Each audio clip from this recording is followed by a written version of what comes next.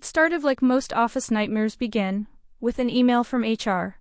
Our new regional manager, Patricia Chen, had just transferred in from somewhere on the West Coast, bringing with her a reputation for efficiency and a burning desire to optimize communication. The memo was 3 pages long, but the gist was simple. From now on, every email sent during work hours required a read receipt confirmation. No exceptions. She called it accountability infrastructure. We called it the beginning of the end. For 2 weeks we trudged through our inboxes like good little soldiers. Clicking send now required a 4-step confirmation process. But Patricia wasn't done.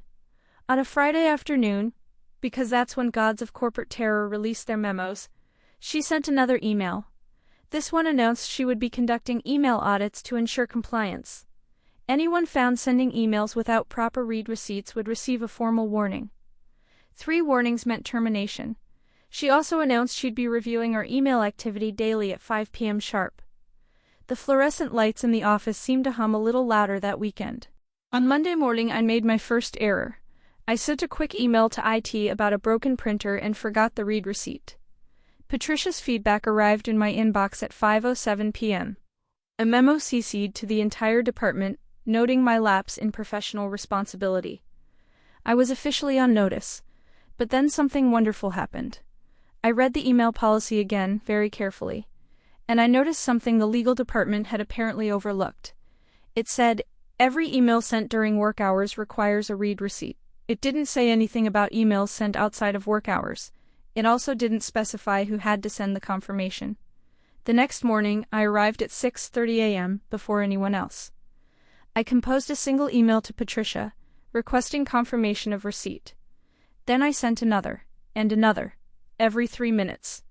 I attached a read receipt request to each one.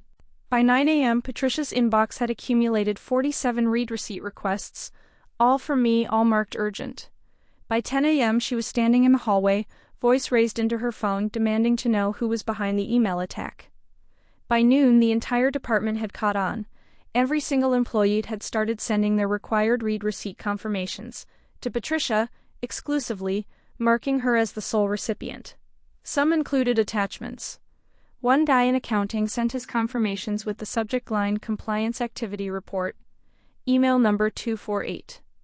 By 2 p.m., Patricia's inbox had officially crashed. The IT guy, the same one I'd emailed about the printer, took his time fixing it. Very deliberate, very thorough.